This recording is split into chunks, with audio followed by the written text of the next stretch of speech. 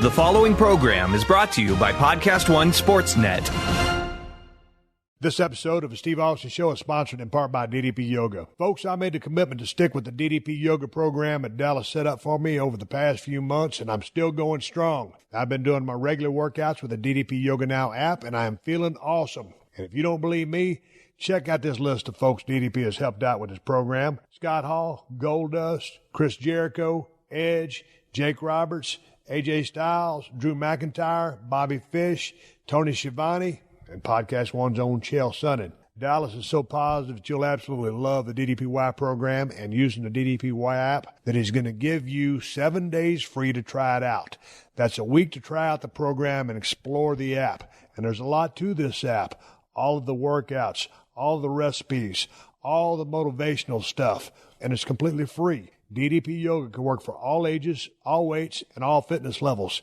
It's a kick-ass cardio workout that will dramatically increase your flexibility and strengthen your core like never before, all with minimal joint impact. Just for listeners of the Steve Austin Show, you can save 20% off an annual membership for the DDP Yoga Now app, which now features DDPY Rebuild. Just go to ddpyoga.com/Austin to get started. And check us out. My man Dallas is hitting the road August 23rd in Altoona, Pennsylvania at the Altoona Curve Game for Pro Wrestling Night. August 24th through 26th in Indianapolis for Horror Hound Weekend. And go ahead and start planning to attend the biggest DDPY workshop ever, happening September 1st in Chicago, Illinois. Tickets for the workshop are on sale now. Get more details at ddpyogaworkshops.com. The following program is a PodcastOne.com production. From Hollywood, California, by way of the Broken Skull Ranch, this is the Steve Austin Show. Give me a hell yeah. Hell yeah. Now, here's Steve Austin.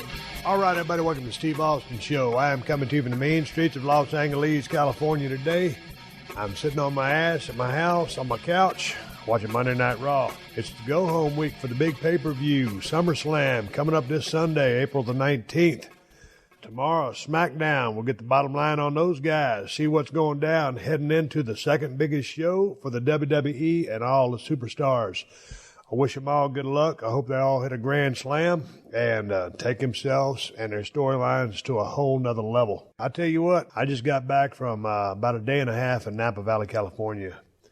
Went down there to visit some friends of ours that used to rent the house next door, 317 Gimmick Street, before I bought it, turned it into a podcast studio. And man, we got over there about 1:30 p.m. the other day and just started ripping it up. They started pouring wine, and we went to this badass vineyard, started drinking more red wine, and started throwing darts. And man, by the time we left this morning, I had just a wee bit of a hangover. But since I've got home, this podcast is out of sequence because I recorded the podcast before I recorded this open. My wife went to the grocery store, brought me some limes, and I made my personal, customized Broken Skull Ranch margarita. I have not had a margarita in about 2 weeks. I've been wanting one for the last few days, but things kept coming up that I could not have my margarita, and so now I am enjoying one. Got about a shot and a half of Patron Silver in there. I'm going to drink this one down, and I am going to promptly make me one more and then shut it down for the evening. Man, I tell you what, these last few weeks have been really a lot of fun. There's been a lot of damn activity. Riding my four-wheelers and my side-by-sides with my nephew Neil. He finally left out. And me and my wife have been working on a personal project over there. A lot of manual labor for the last couple of days. Got it all finished out. And went over to visit our friends and came back here. I've got some good guests coming up on the podcast. Reading a few books, talking to some guys on the phone, on some Skype, and some other things like that. Today, we're just going to shoot the breeze and talk about what we've been doing for the last few weeks. The story from down there in Napa Valley going to the David Arthur Winery, hooking up with an old acquaintance from 12 years ago when we blew it out when I first met my wife. And just hanging out, throwing darts and doing stupid shit like that. But I think you'll enjoy the podcast. It's just some crazy-ass stories. And the lead story, or one of the first stories I tell on the podcast, involving one of my favorite guns, my 7 mag, Remington Model 700. Built this thing in 93 when I was home with Paul Orndorff and Rick Rude. You'll hear the story.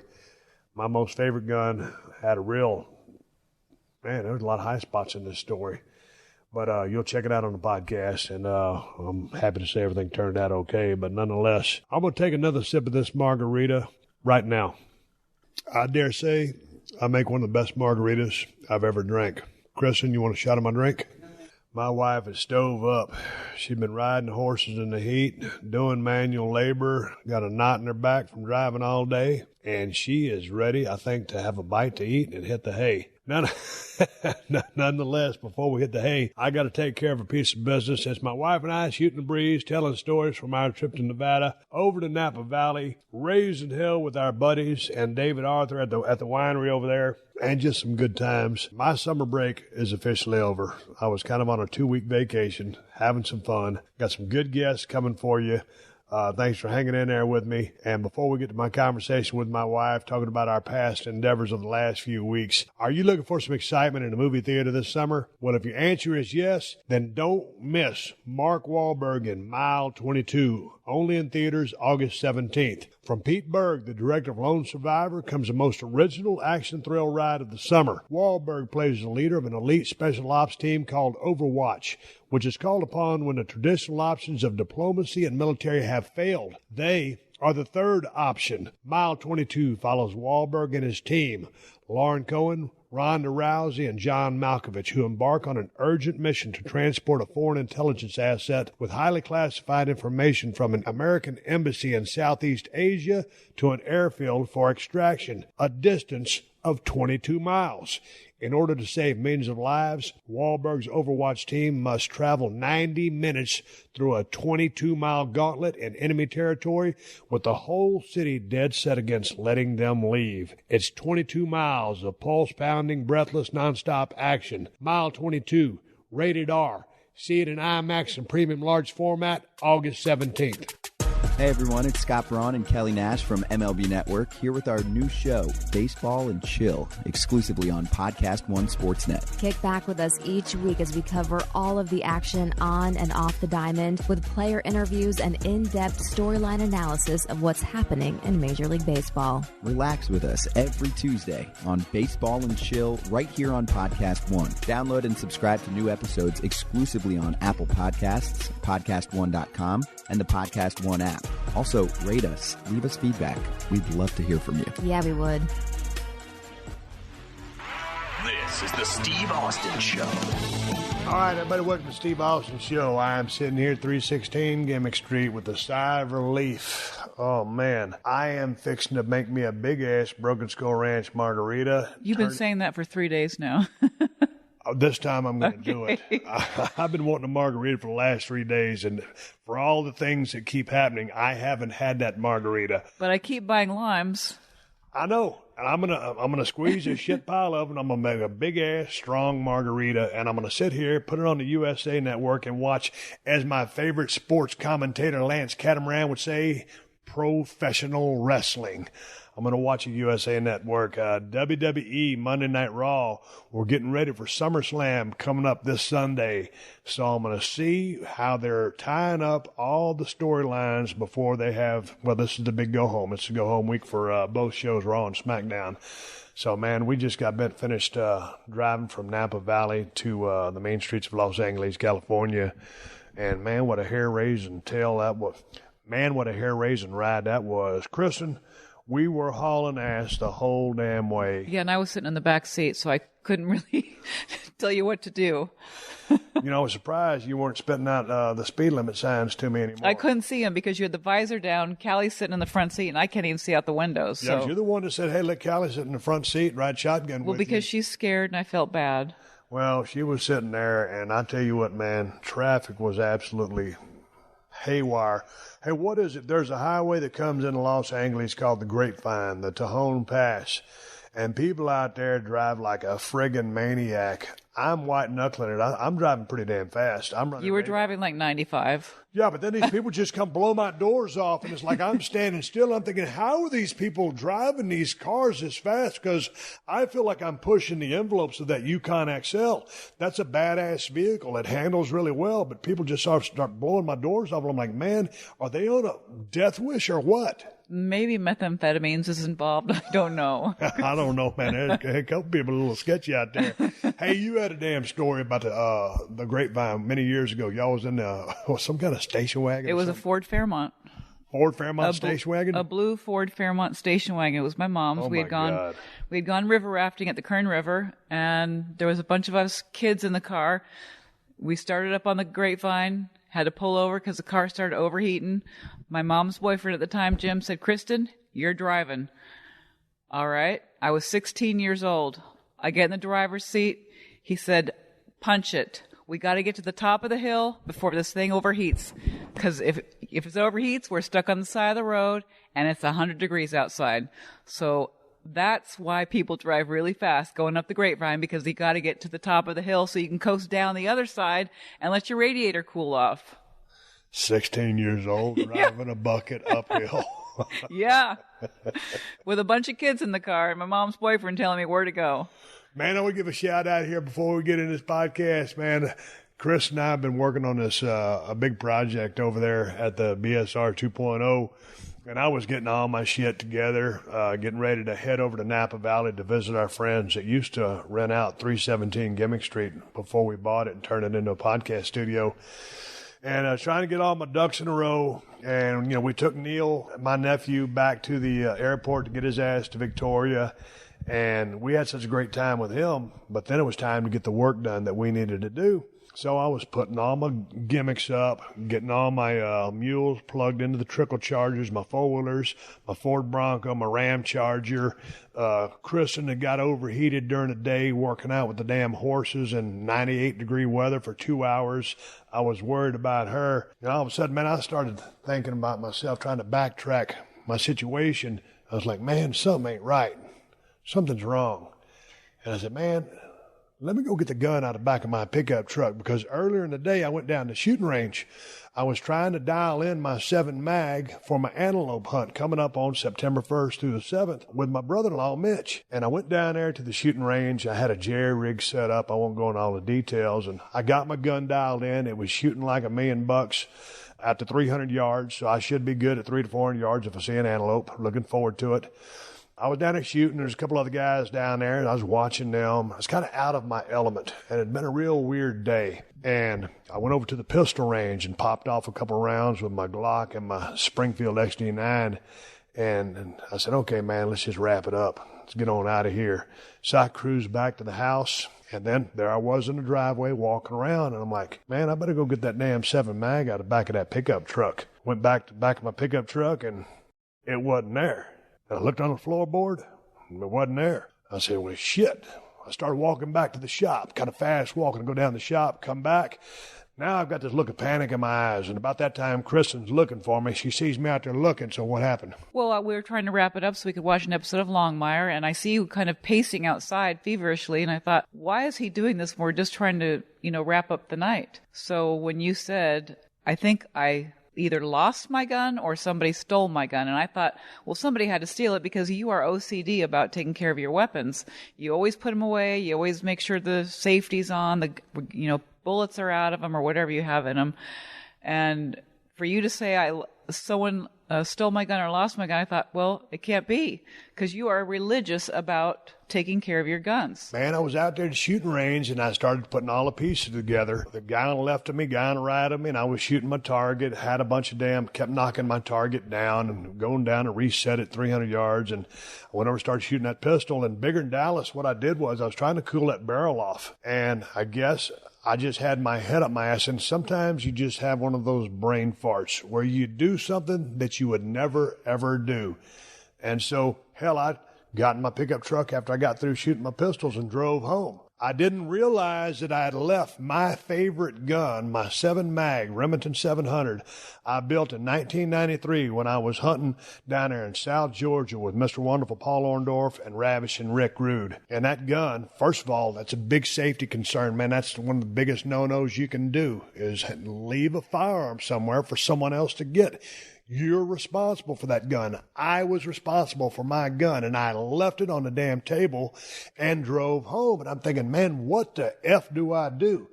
I said, man, there's only one thing to do other than just, I'm nervous as hell. I just have this real shitty feeling, man. This is not good. You just lost a gun, dude. So there's only one thing to do. I called Kristin. I said, hell, by this time, I got in my damn truck and I hauled ass 10 miles to the shooting range, looked around. It wasn't there where I left it. And I'm thinking, man, someone has my gun. I left that thing and now someone has it and it's on me. So there's only one thing I can do. Go down to the sheriff's department and report a lost gun. I couldn't find a damn entrance into that sheriff's department. And finally, I got on the phone to Kristin. She was on the website. She said, call this number. So I called this number and the dispatch guy answered. And I said, hey, man, I'm out here at in front of the sheriff's department, but I can't get in this building. I said, what's up? He goes, well, all the guys are in a briefing. Because there was like 30 or 40 cop cars parked around the sheriff's department. And he goes, well, we're in a briefing. He goes, what can I help you with? I said, man, I want to report a lost gun. He says, what kind of lost gun do you want to report? I said, man, it's a Remington 700, 7 mag, muzzle brake on the end of it, painted camouflage style. It's a synthetic stock with a stainless steel barrel. He goes, man, you are one lucky man tonight. He goes, somebody came in and turned your gun in. You got so lucky. I said, you got to be kidding me. He goes, nope. He goes, you just described it perfectly. He said the officer that took the gun in is out on patrol. I'll radio him. He'll be here in about 45 minutes. So I said, is it cool if I just wait in the parking lot? He goes, yeah, I'll have the officer come to your pickup truck and you guys can get it sorted. I said, thank you very much. There I am, sitting there in my damn pickup truck, waiting on a police officer to come show up, hanging out with Callie, my black Labrador retriever. And at 9 o'clock at night? 9 o'clock at night, man. And shit, man, we've been doing so much work over there. I was tired as hell. I was mentally frazzled because I lost a firearm, which you can never do. And now I feel like an idiot because this cop is going to bring me my gun back. And sure enough, man, here comes this dude walking towards my truck. And I got out and we shook hands. I said, hey, man, what's going on? He goes, I got something for you. And I described the gun to him again. I showed him a picture of me with that gun at the Broken Skull Ranch as further proof. He goes, man, you're good, you're good. And he handed me my gun back. It was exactly the way I left it. Bolt was open. I put it in my truck. And we sat there and shot the breeze for about an hour. And then one of the gang patrol guys came in. I was shooting the breeze with him. Turns out the guy that brought my rifle back had a Kawasaki Brute Force 750, exactly like mine. Really? Yeah, different color, but it's 2017 model. So we were shooting a breeze, talking about riding four-wheelers. I've always enjoyed talking to the police officers because when we were doing gigs with WWF way back in the day or at buildings, because we always had security, or if we were doing like a vignette or a shoot, we'd always have to have some police officers there. I would always hang out with the cops because I would tell them stories from the road and wrestling, and they would tell me stories about arresting people and all the kind of stuff that they see. And so I've always got along with police officers really good. And I shot the breeze with those guys. And finally, I told the guys, as I shook their hands for about the 10th time, I said, the guy who turned in my gun was a guy that works on their vehicles over there at the sheriff's department. And I said, man, I don't know who the Good Samaritan was, but please give him a heartfelt thank you from me, because it is totally out of character for me to leave a gun on a table and lose it. So I'm a lucky son of a bitch, extremely lucky that, I got my gun back. Well, you're lucky somebody turned it in, because, I'm not saying bad things about people, but more often than not, especially here in Los Angeles, people see a gun, they're going to take it. What? The funny thing about it was I called your brother. Because I said, dude, I need to call the sheriff's department. Don't you think that's what I do? He goes, oh, definitely. He goes, but Steve, don't they have a video surveillance out there? I said, well, I know they run video cameras out there, but dude, this is a facility where there's not a... It's not a manned station. Yeah, it's not a manned station. You go out there, you just put your money in the little slot, and then you go shoot. There's not a firing range instructor or whatever. And so you're just out there by yourself. He goes, well, they can back up that footage and see what you did with that gun or who took it. And he goes, don't worry, Steve. This is Nevada. He goes, someone will turn your gun in. And I was like, man, I hope you're right. And he was right. So anyway, it's a big shout out. I want to say thank you very much to the dude that turned my gun in. I don't know if you've ever done any kind of boneheaded things or have a brain fart or meltdown like I did. If you did, send me your story to questions@steveaustinShow.com. I'm super OCD about being responsible with guns and totally out of character for me. So to the dude that turned in my gun, thank you very much. God dang, Kristin, where do we start? The Wheelie Bird 2.0 or your heat stroke? Well, you and Neil tried to put the Wheelie Bird together. I came out there, and it was in probably 300 different pieces. Man, I got this skeet thrower on Amazon. It's called a Wheelie Bird, and it's a 2.0 because the 1.0 is the original one, and this is the new improved one. So me and Neil wanted to shoot some skeet while he was down here, so I figured I'd already ordered that thing from Amazon. It had been there for about 2 weeks, sitting in a box. I said, Neil, we'll just go out there. We'll put the trap thrower in the back of the mule and assemble it. Well, I thought it was going to be about 4, 6, 8, 10 pieces. Shit, man. I started pulling parts out of that damn box, and I was like, it was like shit. You bought it at IKEA. Yeah, IKEA is a super place, but I hate putting the IKEA furniture together. And this Wheelie Bird 2.0 had all kinds of shit, springs, rods, all this other electronic stuff. And, typical guy fashion, you don't even look at the instructions. You just try to start putting shit together. Yeah, because when I came out to see what you guys were doing, the instructions weren't even opened yet. You had all the parts laying across the floor. And I said to Neil, you were on the phone, I said, do you want me to help you put this together? Because I like putting stuff together. And, of course, he said, oh, no, we'll be able to do it. Well, I sent him a picture. I had 2 wheels on the ground, and I had the frame. And I sent Neil a text message that said Wheelie Bird 2.0 almost assembled. I didn't show him the other 50 parts I had in the back of the mule. So that is on my list of things to do next time I go back there. And when I go out there with my skeet thrower, I'm going to make sure my stupid ass puts my shotgun in the back of my pickup truck before I drive off. Very good idea. All right, let's take a break here for a minute because I've been thinking here. Why can a car park itself these days, but we have to drive across town to take a test drive if we want to try out a new car? Why can we get approved for a mortgage in lightning speed, but buying a new car takes an entire day? And why is that space between my seat and the center console so darn tight? Well, our friends at Hyundai have wondered about all those things and are making it all possible now with the all-new Shopper Assurance that includes flexible test drive that comes to you, transparent pricing for convenience, streamlined purchase for efficiency, 3-day worry-free exchange. Future of car buying is now available in the present. Car buying made easier. It's now possible with Shopper Assurance. Visit HyundaiUSA.com for all the information. One more time, that's HyundaiUSA.com. And if you end up getting a Hyundai vehicle, you're going to need some car insurance. Go to Geico.com, and in 15 minutes, you could be saving 15% or more on car insurance. That's right. Save hundreds of dollars on car insurance at Geico.com. Extra money in your pocket? It may just be the most rewarding thing you do today. If you're looking for a sports podcast to go along with the Steve Austin Show that will expand your mind, then check out Revenge of the Jocks with Martellus Bennett. New to PodcastOne. Join Super Bowl champ Martellus Bennett as he covers a broad spectrum of what it means to be creative, to be an activist, and an overall culture-shaping world changer. This cat is no one-trick pony. Listen free to Revenge of the Jocks with Martellus Bennett each week, exclusively on Apple Podcasts, PodcastOne.com, and the PodcastOne app. If you love the show, share it with a friend and leave a rating and a review. We'd really appreciate that.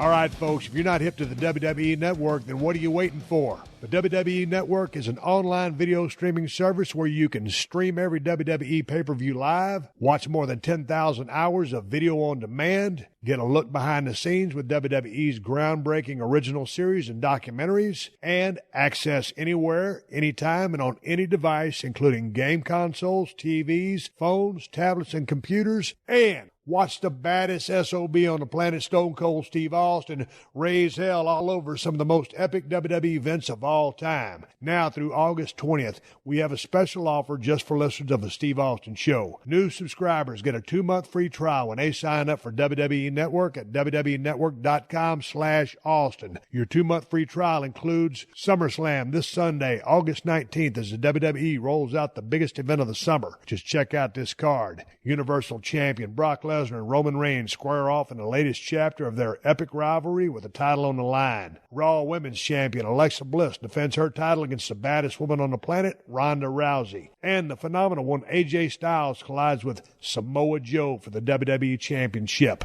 And you will also get Hell in a Cell on September 16th, as rivalries will be settled inside the Punishing Steel Cell, as well as Super Showdown on October 6th, where the WWE is going down under to Melbourne, Australia for a historic event featuring both WWE superstars and legends. Get started today with your 2-month free trial at WWEnetwork.com/Austin. This is the Steve Austin Show. All right, anyway, let's move on to a different subject. I want to talk about playing golf. Damn, Kristin, I picked up the game of golf several months ago. You didn't pick up the game of golf. You picked up going to the driving range and hitting a ball with your driver. That's what you picked up. Well, it's part of golf, so I just like to think of myself as a golfer now. And since Neil was down, we figured, hey, man, let's go to the golf course, because Neil played for the high school golf team. He's a very good golfer, good swing, good form, technique. And it'll get us on the course. We were playing best ball. We decided to play 9 holes, and we paid for 18. Paid for 18, but we just figured we'd play best ball, and then hit wherever he hit his ball. In theory, that's going to be the best ball. Well, and we were on a crunch because there was a party behind us, and we are so bad it would have taken us at least 20 minutes per hole. So we felt rushed, so we just start throwing the balls, and that's really not a game of golf. Man, first off, on number 1 tee, I'm first out. Well, Neil hit the first one, hit a straight-ass drive about 250, 70 yards. And I get up there, and I'm thinking, boy, I'm going to smoke his ass. I reared back, and it was about a 3/4 swing. I reared back and knocked the dog shit out of that ball. I topped it, and it went about 15 feet. And I posted that son of a bitch on my Instagram account at Steve Austin BSR, and Neil was doing the color commentary, and the funniest thing about the damn video was him laughing his ass off about how shitty that drive was. Because you were standing over there waving your arms and stretching out with your little golf club behind your arms and warming up like you're going to knock the dog S out of that ball. Well, I go, it's not, but you did the same thing. It was the anticipation. But you did a couple of things where you swung and you missed the ball and turned to 360. I did do a couple of 360s, but at least on the first tee, I hit the ball. I was just glad that there wasn't a bunch of people out there to see how shitty of a golfer I am, because I did actually make 3 good shots. And I'm so glad that we only played 9 holes, because I lost my attention span for the 18 holes is just too much for me. But I got to get out there when ain't nobody out there, because, like you said, when you get a group playing behind you, you feel the pressure. Yeah, because they're good players. And we bought a brand new box of balls. We bought 15 balls.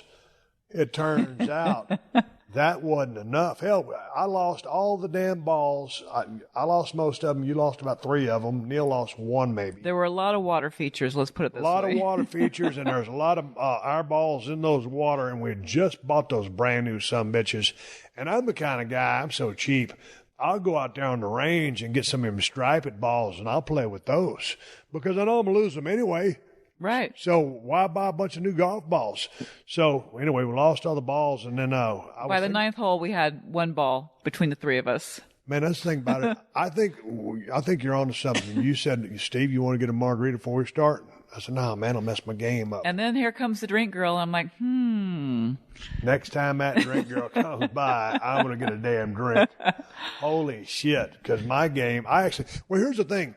When I was going down to the driving range damn near every other day in Los Angeles for a few weeks in a row, I was getting pretty damn good as far as driving a ball straight and hitting it close to 300 yards.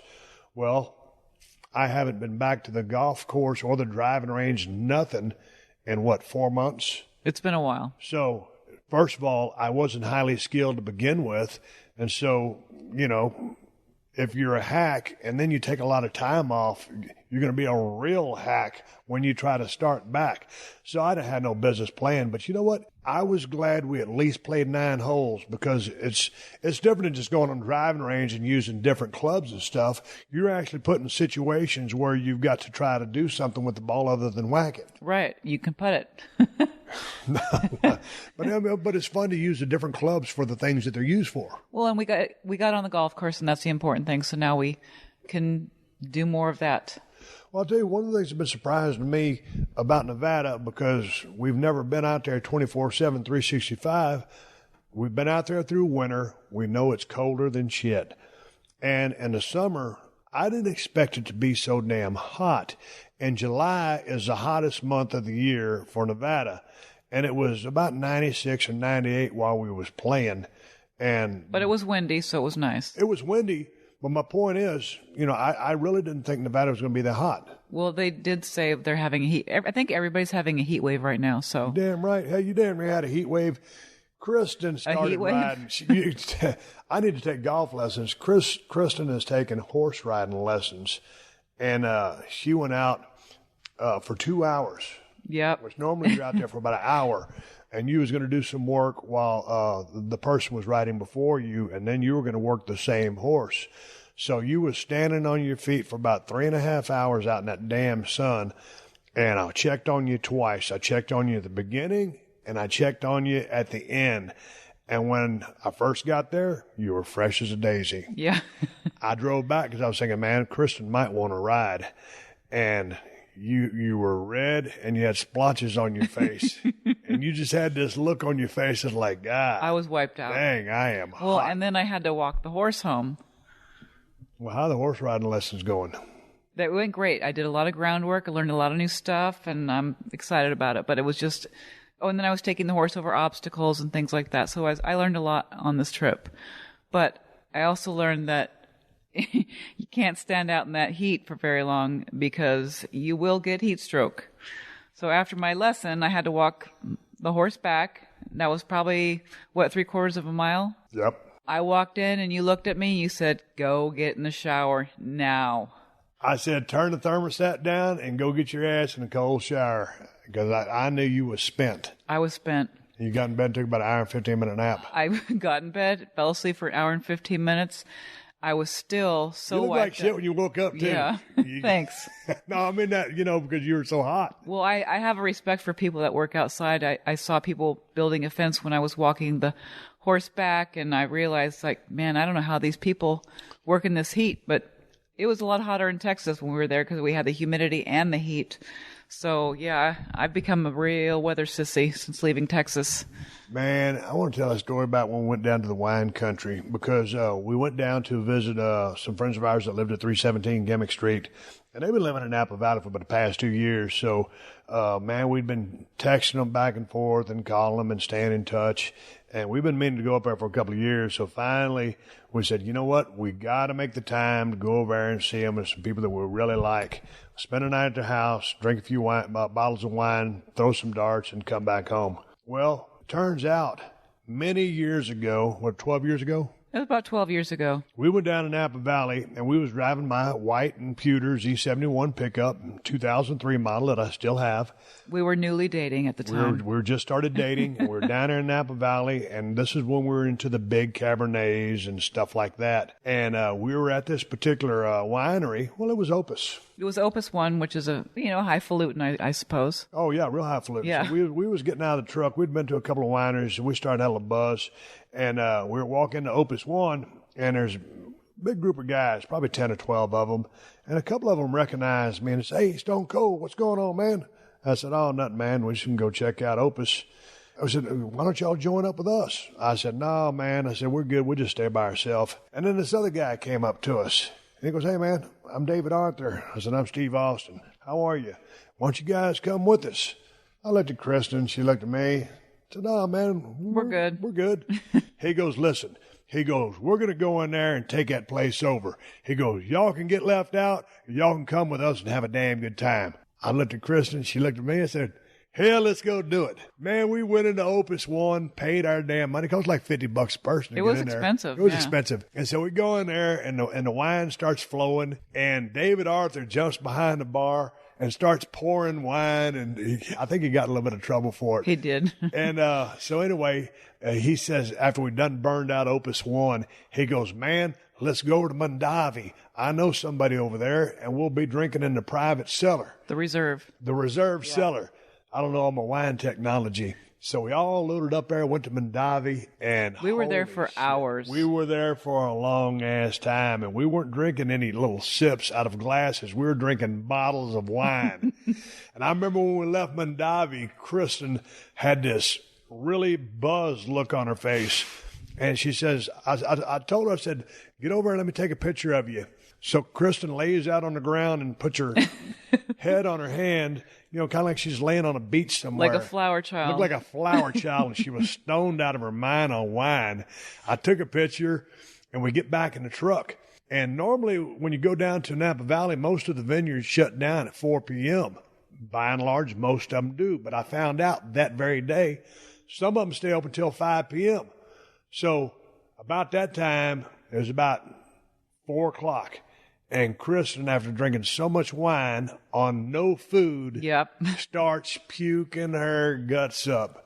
I'm driving down the road, and she's throwing up all over the side of the pickup truck. I got my head out the window. Head out the window, painting purple stripe on the passenger side of my vehicle. And I'm thinking, oh, man. So I looked at her. I said, I pulled over on the side of the road. I said, listen, some of these wineries stay open until 5 p.m. You mind if I go in a couple extras? This is when I knew she was the keeper. She goes, yeah, go ahead. I'll be in the parking lot. Chris was in the parking lot painting the car purple.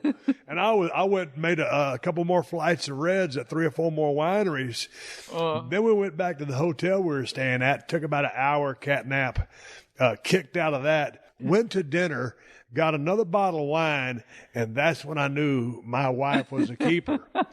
So it turns out all these years later, our buddies that used to live in 317 Gimmick Street had become friends with David Arthur. And David Arthur makes very exclusive, high-end wines in Napa Valley. Right. So it's not stuff you find everywhere. And we had never been able to track him down after that first chance meeting 12 years ago. So all this was coming full circle. And I guess he shut down the winery so we could go and hang out and visit with him. And he's a really good dude. He makes really good wine. And we drove all the way out there. We had a designated driver, like an Uber or whatever it was, that took us out there. And we got out. Well, first of all, when we got to my buddy's house, man, first off with champagne. At 12:30 in the afternoon. Oh, yeah. And we had just crushed a bunch of McDonald's. We got champagne to start off. Then he brought a flight of Chardonnay. Then he wanted to know if we wanted a cup to go to David Arthur's. I said, no, man. I said, I'm good. We got to pace ourselves. Yeah, it ain't even 2 p.m. Been there, yet. done that. So we get over to David Arthur's place, and as soon as what was that, the rosé? It was a rosé. Oh, it was good. And everything over there come out of that cellar, so it's chilled to perfection. Yeah. And it was just awesome. Here comes the moment David Arthur comes out. And, man, we shake hands and start shooting the breeze and reliving that one time when we got all shit-faced at Opus and Mondavi. Hell, he forgot we'd even went to Mondavi, other than the fact he got in trouble there, too. So, man, we blew it out and had a damn good time. So, to David Arthur and his wife, Jen, and Tanner out there who explained all the wine that we were drinking to us, man, we had an outstanding time. And to our friends in Napa Valley, what a great time that was. But, man, I tell you what, a long time ago, we considered maybe buying a place in Napa Valley, but I don't think so. I don't think so. And I think it's a great place to visit. It's a great place. It's absolutely stunning out there. It's beautiful. But I don't know. I think I'd turn into a wino if I lived out there. It's just too easy to drink wine. Yeah, and you start drinking way too early. Oh, that was way too early to start drinking. Man, because like when we were eating dinner that night, I was like hammered. I was ready for bed at like 7:30. Yeah, and I went to bed early. Yeah, so no, then all of a sudden Dave said, hey, man, you want to throw some darts? Sure. I ain't thrown a dart in 10 years. I used to have a pretty decent game. You got pretty competitive. Oh, man. We were laughing and joking and having a good time, and all of a sudden we start going in competition and get serious because I can't stand to lose. And, of course, my buddy set me up. He'd been practicing for months and months and months so he could beat the shit out of me once we started throwing darts. He was crushing me. Finally, towards the end, hell, I stopped drinking. I was drinking that big-ass bottle of water from Trader Joe's. And finally, after sobering up, drinking water, and finally getting a little bit back in a groove. You said, let's play darts. No, man. Because he kept on drinking. I beat him at 301. I beat him at cricket. And then we were just throwing bulls. And so finally, I started beating his ass. But I couldn't go to sleep until I beat him. And I think I didn't go to sleep till 1 a.m. And I knew this morning when the alarm clock went off, I was like, oh, man, are you shitting me? But if I hadn't drank all that water, I'd have been hungover like a bitch today. But I felt pretty good. Other than the fact that I was just dead dog tired. Yeah, we were tired. What time did you go to sleep? I went to bed early. You guys are still up drinking. I went to bed at like 9:30 or 10.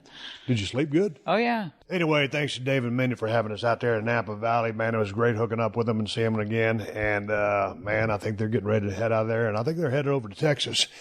And if it's hot as it's been in Napa Valley, it's going to be hotter in Texas. I'm wondering if they're going to enjoy that experience. It's a lot more humid, that is for sure. Well, we'll see. We had a damn good time. And I'll tell you what, man, we got up this morning. I was drinking some coffee, man, a little bit hungover. And Dave was over making some avocado toast. I'm like, man, what in the F is avocado toast? I love avocado toast. Well, no, I ain't never had none. And he goes, hey, man, you want some of this? I was like, no, because I was starving. I wanted something to eat. So Kristin said, well, I'll have a piece of avocado toast. And I'm like, man, we need to get on the damn road. We got a long drive ahead of us. I needed 2 cups of coffee to get started. I know. And so then finally I said, man, I'll eat some avocado toast. And at least that kept me from being starving hungry for about 100 miles. And after that, I was starving, and we needed a place to pull over. Well, but you can't pull over because you lose your space in line, and then you run into the crowds at all the fast food joints that are on the side of the highway. Man, for some reason, I don't know, there's just 2-lane traffic, and both lanes are bottled up. And you see the first rest area, plaza, whatever you want to call it. It's got McDonald's, Carl's Jr., Wendy's, all the regular gimmicks to stop at. You're like, man, that one looks good. And I saw McDonald's, and we'd been having pretty good luck at McDonald's this past trip. We don't usually eat a whole lot of fast food, but we've been on the road. We don't even eat fast food. So I told Kristin, one of the first ones up, I said, hey, there's McDonald's. You want to stop? And you were in a crabby mood, and because you're a vegetarian, you're like, well, they ain't got nothing for me. So I'm just thinking to myself, oh, okay, well, this is how it's going to be. So I just gassed it. I was ready to pull over. You could have got some French fries. You could have got some those hash brown gimmicks. You could have got something. Breakfast was long over. Well, anyway, we kept on going, and finally we pulled over, and man, we're out in the middle of nowhere. You just think at those different rest station gimmicks, which is going to be the one that's least busy? And sure enough, there's one in the distance. It was like an oasis. It was almost like a mirage. And I'm like, no. It was really, a mirage. Yeah. I wish that we had pulled over and it wasn't there. Because we pulled over, and that sumbitch was busier than downtown Los Angeles during rush hour traffic. Man, there was people going everywhere. And I'm like, I wanted to go to Wendy's. I wanted to go to McDonald's. I said, there's a Jack in the Box. There's a McDonald's. I said, man, I'm just going to pull over and gas up. I was like a kid in a candy store. I didn't know where to stop at. So finally, I gassed up the vehicle. We got on the road, and Kristin says, you ain't going to pull over? I said, well, you can't eat nothing. I just figured we'd get on the road and just haul ass to Los Angeles. Well, you said you could eat Carl's Jr. I said, well, there's a green burrito. Maybe I can get like a vegetarian burrito. Pull into Carl's Jr., man. We're going through the drive-through window, and sure enough, here comes a damn big-ass 45-foot tour bus. And people just start streaming out of here. And we're in the drive-through lane, and they're walking across in front of the car. And we're looking at the menu. Looking at the menu in the drive-through lane. And just gazing in wonderment. This is their first Carl's Jr. that they ever saw. They were taking tours of all the fast food joints. And I'm like, man, don't you see that this is where traffic goes? Go around me. You're walking in a path where cars are supposed to go. Anyway, finally pedestrians get out of the way. I pull up, and there's this one girl staring at the damn drive-through menu. And Kristin goes, excuse us. Excuse us. She can't hear because she's in the back seat of the damn vehicle. Well, I don't think she understood English either. Well, nonetheless, I said, hey, excuse me. And she like, oh, okay, there's a pickup You probably should have honked at her. Oh, man, I wish I had one of those gimmick horns, one of those air horns that those 18-wheelers have. My buddy Rick Maverick has one of those things, and he rides around blasting people. Dude's 40 years old. He's But like he sure a gets a damn kick kid. out of it. Yeah, because people jump out of their skin when he blows that horn. I wish I would have had It's one the of those. loudest horn ever. But I'm like, man, come on, man. It's a drive-through window. We're in a hurry. Yeah, man. I mean, we're on a mission from God. We're trying to get home. I got to watch Monday Night Raw. So anyway, she gets out of the way. We order a bunch of damn food. What kind of vegetarian options do they have for you? I got a bean and cheese burrito from the Green Burrito. Was it any good? It was okay. I got a superstar burger and a jalapeno burger. And a superstar burger is befitting of a global icon and a national treasure. But that jalapeno burger wasn't worth a shit. Not when you compare it to the Sonic double jalapeno cheeseburger. Well, you are a connoisseur of jalapeno burgers. Man, I am. Yeah, I am a connoisseur. I'm a snob. So, Carl's Jr., you got to work on that jalapeno burger recipe because Sonic leave you way in the trail on that. Kristin, when I got my neck surgery back in 99, whenever it was, I was living outside of Bernie, Texas, at my little small ranch. And when I had that neck brace on, because I was used to being on the road all the time, I would load up and drive 40 miles to Fredericksburg, go to the Sonic drive-thru, get a jalapeno burger with cheese and a medium diet vanilla Coke, and eat it on my way back. But by driving 40 miles there and 40 miles back, it still felt like I was on the road. So me and Sonic go way back. I see. Yeah, so I'm picky about my jalapeno cheeseburgers. I'll tell you what, man, those places out there in the middle of nowhere, they're going to be making a killing. And here's the thing. I want to know where the tour bus was going because this is one of those stops that's in the middle of nowhere, and these people get out. Well, I'm just hoping that we could get our order in before they got inside the restaurant because I'm like, there's no way we're going to be able to get in and out of here in a quick space. No, but you did the same thing that your mom did at one time when y'all was walking in the grocery store and your mom saw that lady trying to get a lead on her, and your mom, who uses a walker, kicked it into overdrive. Oh, yeah, she did. And beat the lady to the door. That's what you did. You hot-footed to the damn door so you could beat everybody in line. Oh, yeah. And I was thinking to myself, oh, man. It was just like the stop we made 2 days prior, or was the day before prior? It was the day before. With the father-son gimmick. Yeah. What happened there? We stopped at that McDonald's. We stopped at McDonald's. I got a egg white delight without the meat. I get inside, and I thought, oh, this place is going to get slammed. But no, there's only one person in front of me. I look behind me 2 seconds later, and an entire bus full of father-son camping trips shows up, and the place is packed. And I'm like, please get our order in before these guys start ordering because we will be here 4 hours. And they were all filthy dirty from camping. And luckily, I got our food in a rapid pace, and we were... Yeah, but I'm sitting there gassing up the vehicle, and you're like, where are you? And I said, I'm gassing up the vehicle. And she goes, right next door. I said, no, I went down the road because it was less busy. I said, are you already out? There was 1 million people in that place. It was the fastest McDonald's ever. But see, that's the thing. When you're running all those numbers of people through there, that's when you know it's going to be good fast food because it ain't sitting on the rack, it ain't stale, it ain't getting cold, and everything's ready to go. It's fast food. And you pulled out that damn stuff, Dave and Carl's Jr. Shit, I didn't ever put on an asbestos glove. That submission hamburger was hot. Man, the other morning when we stopped at, where we get those cheddar poppers at?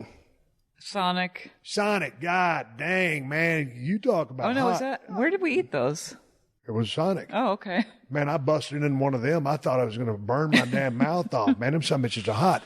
But anyway. I'm glad to get back to Los Angeles so I can go to the grocery store and get some vegetables and salad and healthy fixings because eating on the road for 2 days, you have to eat garbage. There's nothing healthy out there. Man, I tell you what, I'm sitting there talking about all these fast food stops, but this is like happened in one trip because normally I dig fast food, but I just can't eat it all the time. Like all the restaurants that I mentioned, those are all badass restaurants with good food. But if you're trying to be halfway healthy and try to stay in shape, I mean, maybe if you're a young kid or like my nephew, Neil, he can eat Skittles, Sweet Tarts, Starburst, sugar, donuts, Sprites, anything and everything, and that kid don't gain no weight. Me, if I look at any of that shit, I get a drum. So, yeah, if you're fortunate enough that you can eat all that stuff, yeah, more but it's just power not to good you. for you. Yeah, but normally we have our shit together and we have our system. But because we left out of Napa Valley with our buddies, you know, I had the avocado toast, but we didn't have. Normally, Kristin will have some boiled eggs, or she'll make our breakfast tacos, which are pretty damn healthy. And we got our shit together, so we ain't got to stop a whole bunch of times. And I got my little ARB cooler back here, and my Diet Red Bull and that shit. So, man, I tell you what, as much as I like to eat that stuff, I got to get back on my program. Yeah. But I'm going to get back on my program after I have a damn margarita, because that's the margarita that I've been wanting for about the past 5 days, and I ain't got it yet. So here we go. We show up at 316 Gimmick Street. Turn on Monday Night Raw. I got it going on in the background right now on silence, but we ain't got a stitch of groceries in the house. So now Kristin's got to get in the damn Yukon, go to the store, and on the top of the list of the things that I wanted to bring is 6 limes, because I don't need 6 limes. I need about 3 of them to make myself about 2 margaritas, which I'm going to use to wash down the trail dust of this damn journey. And I'm going to drink that margarita while I'm watching Monday Night Raw, because, Kristin, you know, coming up this Sunday on August 19th, SummerSlam is back. And I thought they was going to be in Los Angeles, California. You said they're going to be in New York on the way back. Yep, New York. God dang it, man. I was looking forward to seeing some of the damn guys, some of the girls, too. Got a badass event. Kristin, Universal Champion Brock Lesnar and Roman Reigns are squaring off in the latest chapter of their epic rivalry. Raw Women's Championship on the line. Alexa Bliss is going to be defending her title against the baddest woman on the planet, Ronda Rousey. And the phenomenal one, AJ Styles, probably one of the best workers in the world, is working with another one of the best workers in the world, Samoa Joe, for the WWE Championship. Any of them names ring a bell to you? You ain't been watching too much Monday Night Raw with me. No, I haven't. I'm usually at Zumba. I know. Are you going to go to Zumba tonight? I'm going to pass on Zumba tonight so I can go get groceries and get your limes for you. Damn right, because I earned every bit of that margarita, from losing my damn gun to going through all the bullshit that we went through, getting all that work done that we needed to. Holy shit. That was a badass few days of work, and we got everything we needed going. So I'm looking forward to SummerSlam. I'm looking forward to seeing I'm looking forward to this championship match, because I want to see who's going to win or who's going to go over between Brock Lesnar and Roman Reigns, and I want to see how they're going to tell this story in the ring, and also just within the broad strokes of the match itself. What direction they're going to go with this. Also, the same thing with Alexa Bliss. She is really coming around. She's really getting good. Her promos are really good. Her work is getting good. And Ronda Rousey has been outstanding in the short amount of time that she's been in the game of professional wrestling. So that's going to be an interesting match. It'll be interesting to see how much time they give those women to tell that story. And then AJ Styles with Samoa Joe. AJ Styles, that WWE Championship, and I've been wanting, Samoa Joe to get a heavy-ass run, and so we'll see what direction they go with that belt. But I'll tell you what, man, we was driving down the road, and you said something about Jim the Anvil Neidhart passing away. And I'm going to go to WWE.com right now, and this came as a shocker to me. Man, Jim the Anvil Neidhart, one half of the Hart Foundation with the one and only Bret the Hitman Hart. Those guys were a tremendous tag team, and man, they will go down as one of the best tag teams of all time. And evidently, I don't have all the details of it, but Jim Neidhart passed away, and I just cannot believe it. Natalya is working currently in WWE. I wanted to reach out to her, TJ, and find out what happened. But I tell you what, I didn't know Jim really well on a personal level. We had a few conversations. I think we worked together a little bit. I remember one time down there in WCW when I was teaming up with Flying Brian Pillman as the Hollywood Blondes. I used to watch Bret and Jim work all the time, and I used to love when those guys would send a guy in and hit him with a double drop kick, because as big as Jim was so strong and powerful. He was just very explosive, and I think he was a championship shot putter, but he could throw a pretty damn good drop kick. So one time in center stage, me and Brian were sending a guy in, and I said, double drop kick. And man, all of a sudden the guy comes off the ropes, and Brian jumps up there and kicks him right in the head, and I hit him about the knees. And I called that spot because I got it from watching Jim and Bret Hart. After that match, went back to the dressing room, and Arn Anderson blistered me, and I never threw a drop kick again. And I've told that story before, but that spot and that story was taken from the Hart Foundation when Brett and Jim would throw that double drop kick.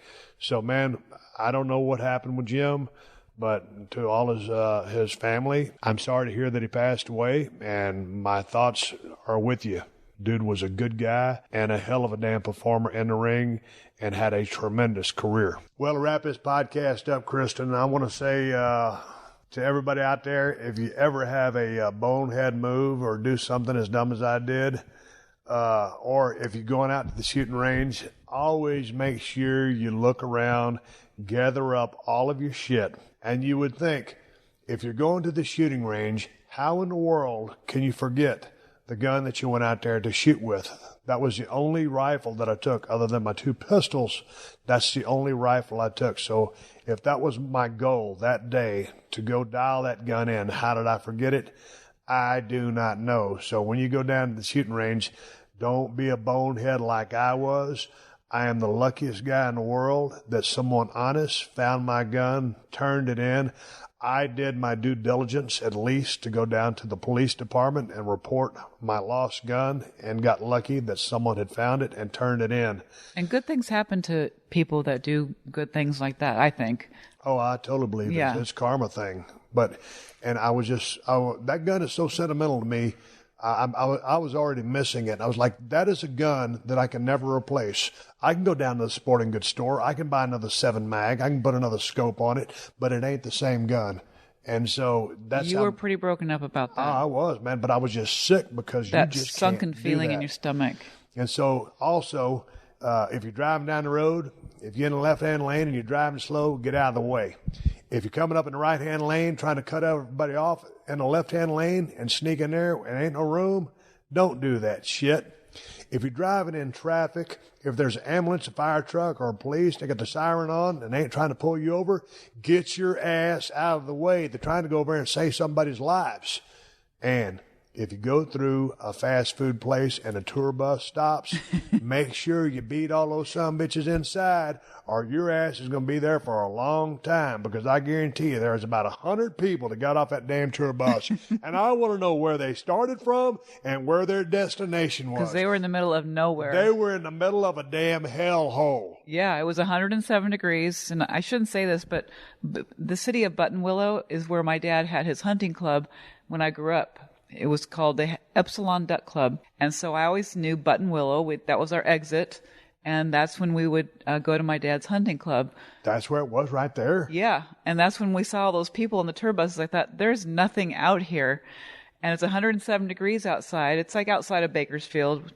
And I couldn't figure why they would be touring fast food joints in Buttonwillow, California. Yeah, but your dad was a duck hunter. They had ducks out there in the middle of nowhere. It was a desert. It looked like a desert, but there are a lot of ducks. Really? Yeah. Jesus Christ. Well, Kristin, now with the duck story out of the way, it is time for me to take a little break, come back and wrap this podcast up.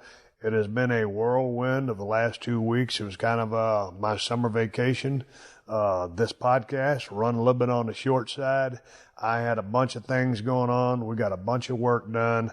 Had a hell of a time in Napa, made it through a hangover, visited our friends, caught up with an old acquaintance from 12 years ago. And you've been driving all day. Been driving all day long. I ain't worth a flying shit today, and I know that. But I've got some good guests coming on the show. Got a couple of books that I'm going to read and talk to some real interesting people coming up on the next Steve Austin Show adventure. I'll come right back to close this show up. Kristin, thanks for the help. I know you're dead dog tired, impatient, and you don't like to talk on my podcast anyway, but thanks for helping a brother out. It's much appreciated. You're welcome. From kickoff to the classroom and beyond, the Big 12 podcast gives you an inside scoop on the latest and greatest happenings in the Big 12 Conference. Join Chuck Cooperstein each week as they check in with the Big 12 Commissioner, Bob Bowlesby, and other guests to go over the best highlights and look ahead to the biggest events in the conference. The Big 12 is your conference, and this is your podcast. Listen free to the Big 12 podcast exclusively on Apple Podcasts, PodcastOne.com, and the Podcast One app. If you love the show, share it with a friend and leave us a rating and review. All right, before we wrap this show up, let me ask, are you one of the millions of Americans who suffer from muscle cramps in your legs and feet? Well, listen up, because relief is finally in sight. Theraworx Relief is a topical foam that's clinically proven to relieve muscle cramps fast, and with daily use, Theraworx Relief can even prevent muscle cramps before they start. The results speak for themselves. Theraworx Relief is the real deal. Theraworx Relief is a life-changing product, and best of all, you don't even need a prescription. It only takes minutes to apply, absorbs quickly, and it really works. Get Theraworx Relief today at select CVS, Rite-Aids, and Walgreens Pharmacies, or at TheraworxRelief.com. That's TheraWorx Relief.com. All right, everybody, give me the go-home cues. Time to wrap up this podcast and ride off in the sunset. Before I go, I want to thank my wife for chipping in on the show and helping me out with today's podcast. Got some cool guests coming up right around the corner. And if you ever have any questions, please send them to questions@steveaustonshow.com, and I can cover the subject matter that you would like me to cover or answer your questions. ProWrestlingTees.com/Steve Austin has all my Broken Skull Ranch shirts. And the best damn IPA on the planet is Broken Skull IPA from El Segundo Brewing Company. You can find it at Whole Foods and Total Wines if you live in Cali. If you ain't in Cali, you may be shit out of luck. If you want a badass pocket knife, I got two of them for you. Cold Steel Broken Skull knife and a Cold Steel Working Man knife. Get them at my new Amazon store. They got the best prices on them. Just go to Amazon.com/shop/Steve Austin or go to Cold Steel Knives website. Got to say one more thank you to all the fine sponsors of the Steve Austin Show, especially DDP Yoga, the new film Mile 22, Hyundai USA, Geico, the WWE Network, and Theraworx. That's how I'm able to do this podcast for you twice a week for free. Please support them because they support us. If you need more info on my sponsors, check out the show description to this episode for details. Folks, I am on social media, Twitter and Instagram, at Steve Austin BSR. Until next time, my name is Steve Austin, and I will catch your ass down the road. This has been a Podcast One production. Download new episodes of The Steve Austin Show every Tuesday at PodcastOne.com. That's PodcastOne.com.